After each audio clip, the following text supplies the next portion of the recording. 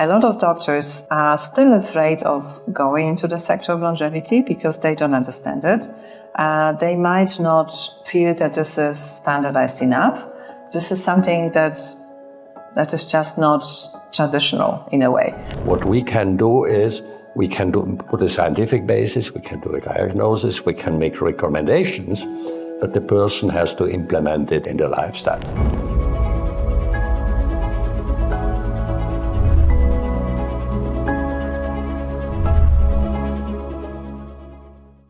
So welcome to the Longevity Code podcast, which is a podcast of the Longevity Center in Switzerland, which is your partner for a longer and better life.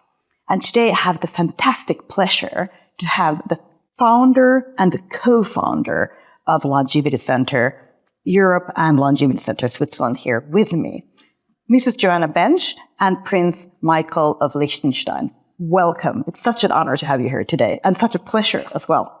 Thank you, Anna. Thank you.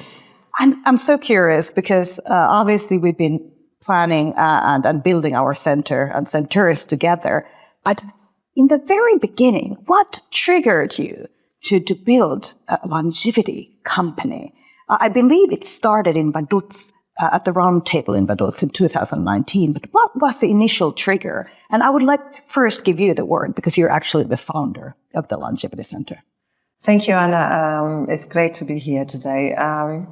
We were actually interested in longevity before we knew the sector existed. And I believe both of us were living healthy lifestyle, and we're very interested in the topic of prevention and personalized health. But at the very beginning, Prince Michael invited a number of very esteemed experts from the sector, longevity sector, to Vaduz, to the Vaduz Roundtable, where we actually discussed the topic of longevity in general, what it is, what the sector is about, but also where is it going in the next years. And from there, we have seen that there's very little implementation, especially in the aspects of medical longevity. And this was also the time where we decided that we would like to do something about that. And a year later, we opened our first center. Now, today, it's such a mega trend. So it seems like a no-brainer. But 4 or 5 years ago, that was really like, you were really on the forefront. What triggered you, Prince Michael, to get involved? For the international crowd that are listening to us right now, just to make sure that everyone knows, Vaduz, of course, is in Liechtenstein, and you're Prince Michael of Liechtenstein. So can you tell us a little bit about how this happened and how it really is for you, how it initiated? Well, there was a certain development, and I had also some discussions with Joanna on that. For me, I had also a bit of a macroeconomic concern on questions of too early retirement ages, on healthcare costs, etc., because we have an aging population, and there are no reserves built for that. So there was an interest. We discussed about that.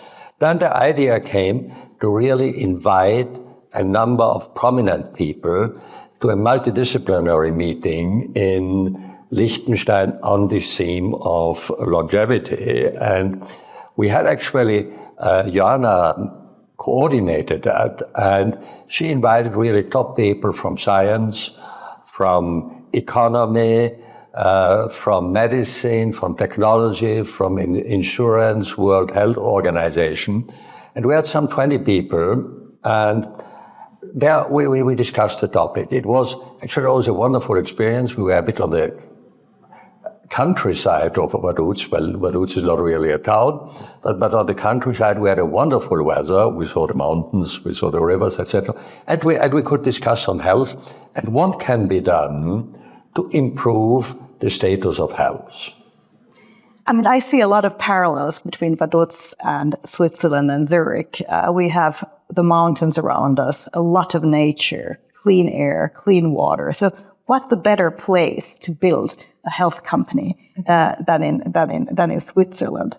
So did you then, based on this roundtable, was that where you started building the method?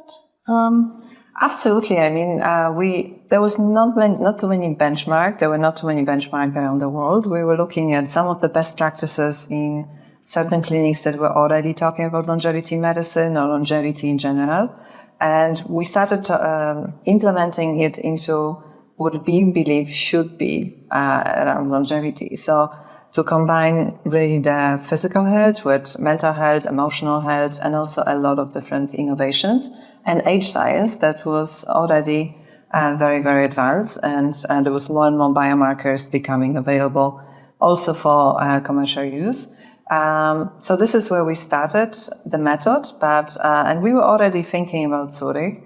At the time, there was not much discussion in Zurich about the topic. It was still, it's surprising today, but it was still quite early stages of the sector. There was a lot in California. There was already centers building up also in Singapore, slowly in the UK, but in this part of Europe, it was still very slow. And it was also before the pandemic. But then we were very interested in prevention, in healthcare rather than sick care. But then after pandemic, there's no brainer that people started thinking about the quality of health and why is it so important. But then we decided to open the first center in Poland to do our test market and also the first development and also the technology and biomarkers and really do the testing. And now, last year, we opened the first center in Zurich, and this is not the end. No, it's extremely exciting, and particularly also because the Longevity Center already has quite a lot of experience, because in Poland, the Innovation Hub was opened already a few years ago, and so it has given the Longevity Center a lot of time to try out various things, what works, what doesn't work. Exactly. We have already quite a number of clients. We have over 2,000 clients that have gone through the tests in Warsaw, and we already understand which biomarkers actually are interconnecting with some of the very traditional and very best practices from medicine, and that we are all used to in terms of diagnostic, but also preventive cardiology and best practices in diagnostics. So not only what works, but also which of the recommendations and interventions actually influence biological ages, for example, or which in indirect or direct also we connect with long life and longevity, because otherwise there are not too many ways to measure whether certain interventions or whether they are pharmacological or lifestyle influence our long life. So therefore, we're introducing more and more biomarkers of biological age to better understand how we age and how our body reacts to different interventions. What I find phenomenal about the method and also about the entire concept and vision is that you work so closely with scientists, because this field is developing so quickly, and there has to be a continuous interaction with scientists, and scientists have to report back to practitioners, what we traditionally call translational medicine. So how did that happen? Was it also based on the Vaduz Roundtable? Or how did you become so close with the scientific community, particularly also Bach Institute in California and the director? Well, we met with Dr. Erik Verdien, but also a number of other prominent experts there. Some of them are working with us since, but also in the meantime, we met quite a number of other experts and also providers to the sector that we included in our client journey, and it's a very good point, because we also appointed an advisory board where Dr. Erik Verdien is the chair of advisory board, which is a very important component, because we really need to be very close to the best in medicine, but also we want to follow the best practices in age science as well. And what is already available, what is true, what is not true, what was actually tested on humans, not only on mice and flies. Which is a super important point, by the way. Yeah. So which is also an important factor how we design our client journey, but also interventions. So we might be a bit more traditional in our approach than some other clinics around the world. But I think this is a very, very important point because only last year there was the first association for longevity doctors, the longevity focusing doctors established. We have organized together with a number of international clinics, global clinics, the first roundtable also at the Bach Institute, talking about best practices in longevity clinics and what should be included actually in those tests and recommendations. So these are first attempts, let's say, to standardize the sector. And I believe this year also is going to help us to bring more order in this area as well, because these organizations start working very closely together, which is very important. I mean, that is, I think, crucial to have really good gold standards, benchmarks, quality benchmarks in place. And then since it's a field that's developing so rapidly, you really need to proactively develop it together in a collaborative fashion with other clinics and scientists and practitioners. And that's exactly what you did in California, which I thought was very impressive. I was, of course, there. You were one of the speakers. I was very fortunate to also be able to give a talk, but it was really impressive. And I know firsthand that people were very leaders in the field, including Cleveland Clinic and so forth. They were very impressed by the initiative. But it must have, I mean, how did you put it all together in such a short period of time? Because again, the field is still fairly young, and to get everyone together is not so easy. I mean, it must have been quite a task. And I think we have a really great team in the Longevity Center, also a number of very, very supportive friends that are helping us with putting it together. Definitely, I mean, I'm relying on the team, first of all. I mean, I could do only so much without having good people around me. I think what is really also important in terms of these meetings is that a lot of doctors are still afraid of going into the sector of longevity because they don't understand it. They might not feel that this is standardized enough, or that this is something that is just not traditional in a way. Although when we look at actually the protocols that we have,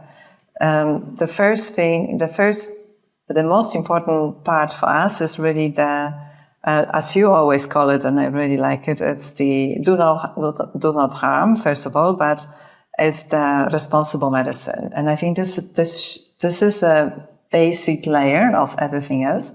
And I think this is what we are trying to also show, that despite a huge hype around medicine and a bit of people are a little bit lost because there's a lot of discussion about biohacking and living forever, living to 200, 500.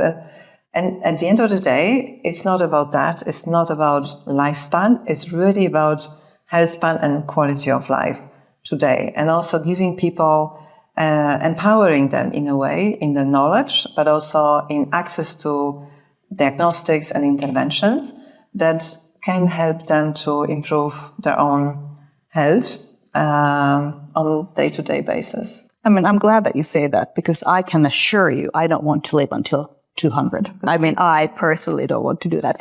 But I do want to live a healthy life and a high-quality life. Is this a very important part? So you talked about lifespan versus health span. What do you think in terms of the method, the longevity center method? Well, I think it is very good. Maybe just coming back to something which you said before, what is so exciting now is the speed with which science advances and the enthusiasm in this sector, but also the speed with which technology advances, which enhances the development of science. This is so. it was not so difficult to get people together because they are all very enthusiastic that people also try to make an implementation, a practical implementation, getting out of the academic, just out of the research, but really doing something. And there, really, we can do something if people are willing. It depends on the willing person, the person willing to be healthy, to really help them to, let's say, to delay or avoid the entrance of these chronic and age-related diseases. And so living longer healthy, which is you just mentioned it, which is our target. And I think we can achieve that. A very important thing is that that people will start to feel responsible for their health. Because it takes a bit of effort, not a huge effort, but a bit of effort to have a lifestyle. Because what we can do is we can put a scientific basis, we can do a diagnosis, we can make recommendations, but the person has to implement it in the lifestyle. It's not difficult, it's even fun. And I think we should get out the spirit that health is fun. And it can be great fun. It should be. It actually should be great fun. And I think this is also something that we're developing in Switzerland very much now, the coaching programs and so forth, to really make it implementable and fun and sustainable for the individual. But I would like to come back to the point of making this also scalable, because as you know, by 2050, it's estimated that 2 billion people in this world will be over 65 years of age, which is huge. Uh-huh. So we need to keep them healthy and need to keep them a part of society and workforce and so forth. And I'm just wondering, is this also something that you integrate in your concept? I think our concept is, in the basis, is possible to scale it. Mm-hmm. It should be possible. Well, as you said, we are actually in the beginning. And we have to, I talked before about the willing people.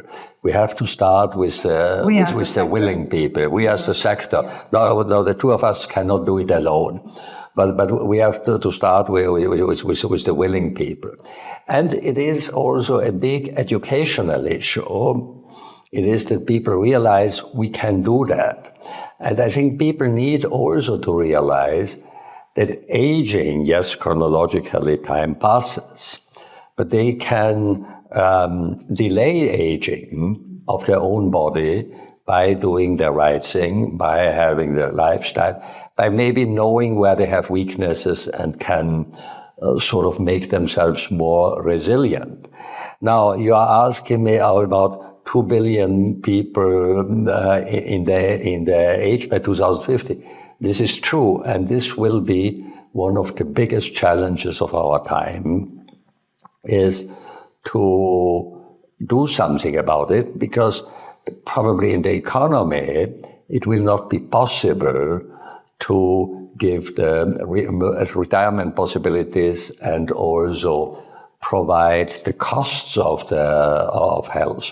So I think it is really crucial. People have to begin. I'm pretty optimistic that it will be quite a wave, that people will want to be more healthy, etc. But it needs examples. And more proactive as well. And more proactive, yeah. And also to your point, if we want to reach a large number of people, I mean, we have to start somewhere. We really also, our aim as a company is to democratize the cost of longevity services, but also longevity diagnostics. At the moment, because of the smaller number of people using it, of course, it's considered to be more expensive than reactive medicine. But if we calculate the cost of treating diseases later on the onset of disease, I think it's much more saving. I mean, it's much more cost efficient to actually focus to look at the risk factors and try to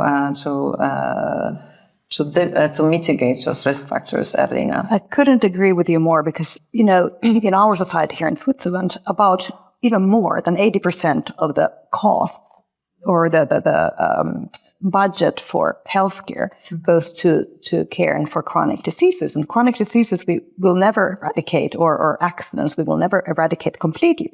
But if we can prevent even a fraction of these chronic diseases, there will be a huge cost saving for society altogether, and obviously an increase in the quality of life for the individual that would have potentially been affected or not. And another factor, of course, is that if you have a disease, the sooner you diagnose it, the better the prognosis. And again, cost saving, but also more importantly, in my opinion, or for the individual, is also the quality of life. And here in Switzerland, we put a lot of emphasis on sports and sports medicine. This is a little bit our kind of niche exercise and performance medicine within the field of longevity. I'm curious, what do you do in terms of sports yourself? I'm laughing because I'm not really very sporty, but I like movement. I mean, I walk a lot, and not everybody has to be high performance like you.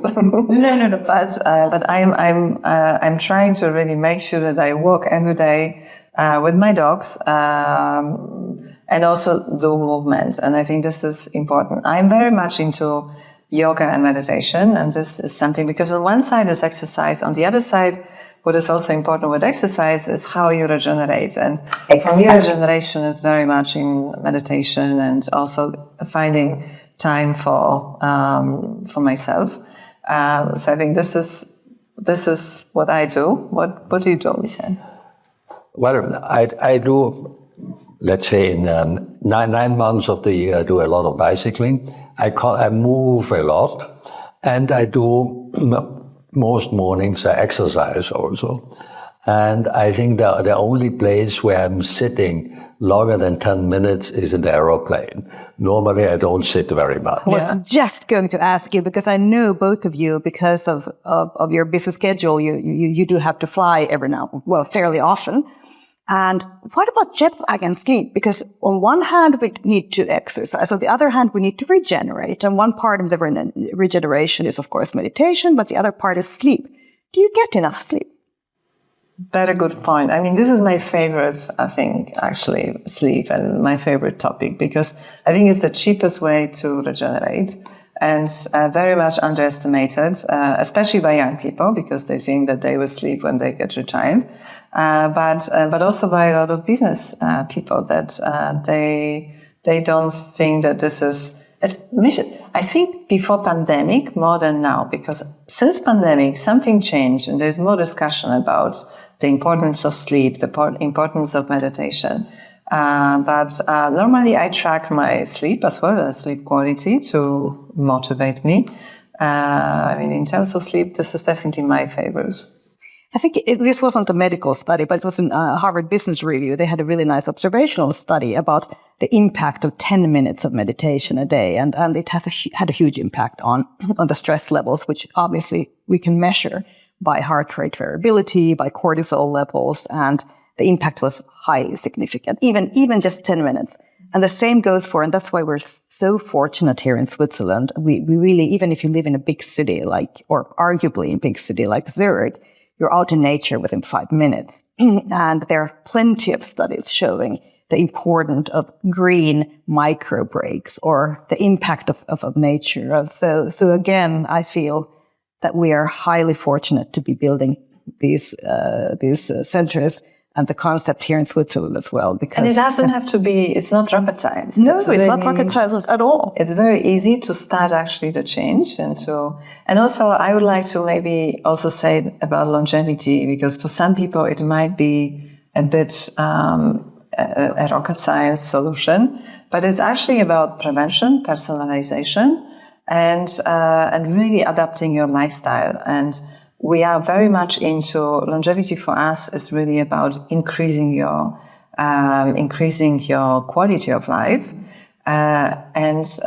because I think there's a lot of definitions, and some people are a bit careful about the topic. But I believe there's a lot in Switzerland that you are already doing, not calling it directly longevity, but contributing to your long life and your healthy lifespan. Mm. We know that a healthy lifestyle and certain aspects that lead to a healthy lifestyle they can prevent cancers by 30 to 50%, for instance. Also early death due to cardiovascular or heart attacks by up to 40%, 30 to 40%. So the lifestyle and how we live, and do we sleep, do we regenerate, do we eat properly, do we get the supplements or the nutrients that we need, has a huge impact. And that's also a part of longevity and our method, to really screen for unhealthy habits and help and coach people to get back into a healthy lifestyle, which seems to be quite feasible and possible, at least where we live.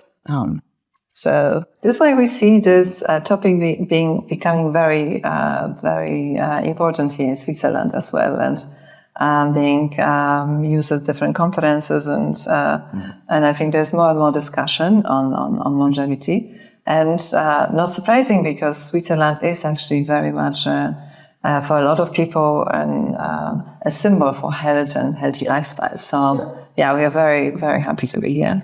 And of course, then in the end, you can tweak a little bit here and there, improve your mitochondrial health and your telomere stability and your stem cell reservoir and so forth. But that's for another episode. I'm not going to talk more about that today. But thank you so much, founder Joanna Bensz and co-founder Prince Michael von Liechtenstein. It was really, really a pleasure. Thank you, Anna. Always. Thank you. Thank you. Thank you so much.